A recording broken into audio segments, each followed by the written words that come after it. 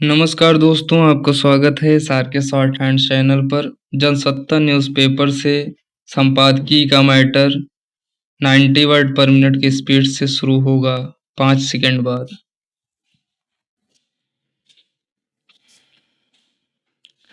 इसमें दो राय नहीं कि कोई निचली अदालत अगर अपने फैसले में किसी आरोपी को बरी कर दे तो वह उसके लिए राहत की बात हो सकती है।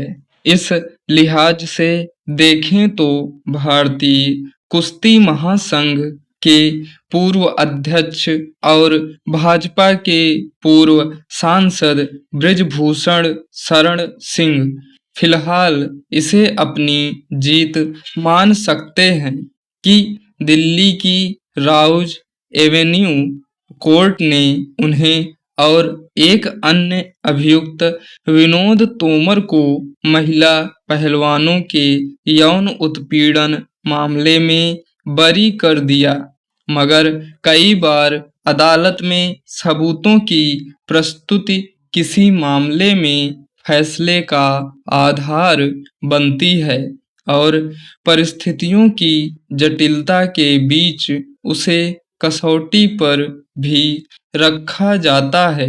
दरअसल घटना की गंभीरता और पीड़ित पक्ष के आरोपों के बीच कानूनी प्रावधानों की तकनीकी बारीकियों का लाभ भले ही किसी आरोपी को मिल जाए, लेकिन न्याय की मांग का सफर कई बार लंबा भी हो सकता है।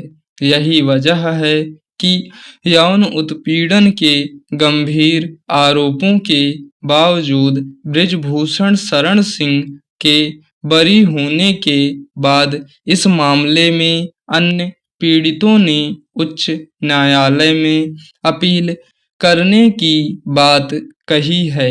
सही है कि अदालत का फैसला कानूनी प्रावधानों की कसौटी के मुताबिक हो सकता है, लेकिन यह भी ध्यान रखने की जरूरत होगी कि इस मामले के सामने आने के बाद कई पीड़ित महिला खिलाड़ियों ने आगे आकर अपने साथ हुए दुर्व्यवहार की शिकायत की थी। यह साफ होना बाकी है कि एक गवाह के बयान बदल लेने की वजह से क्या बाकी सभी पीड़ित महिलाओं की शिकायत निराधार हो गई। फिर देश में कानूनी प्रावधानों और उसकी व्याख्याओं के बीच कैसे वास्तविक आरोप भी कमजोर पड़ जाते हैं, यह छिपा नहीं है। इसके अलावा आरोपी की पृष्ठभूमि और राजनीतिक हैसियत अगर मजबूत है तो उसके खिलाफ पहले ही किसी शिकायत का सामने आ पाना काफी मुश्किल होता है। अगर शिकायत दर्ज भी हो जाए तो अदालत में उसके टिके रहने को लेकर हमेशा एक संशय बना रहता है।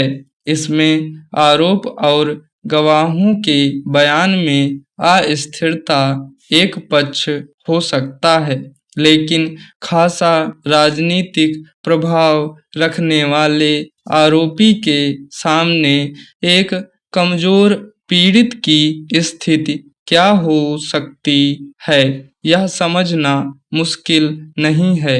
एक सवाल यह भी है कि ठीक उत्पीड़न के समय ठोस सबूत इकट्ठा करने पर ध्यान देना किसी भी पीड़ित के लिए कितना संभव है। इस मुकदमे में अदालत ने यौन उत्पीड़न की शिकायत करने वाली एक नाबालिग पीड़िता के बयान से पलटने और शिकायतकर्ताओं के विरोधाभासी बयानों के आधार पर अपना फैसला दिया। देश में यौन उत्पीड़न के मामले में अव्वल तो पीड़ित महिला का सामने आ पाना ही अपने आप में महत्वपूर्ण होता है। फिर कानूनी बारीकियों से लेकर आरोपी के रसूख और प्रभाव के बीच अगर वह अपने बयान से पलट जाती है तो यह कई बार पूरी तरह अपनी मर्जी से नहीं होता और अदालतें भी इसकी तहों में जाने की पहल आमतौर पर नहीं करती। भारतीय न्याय व्यवस्था में यह एक आम स्थिति है। स्टॉप।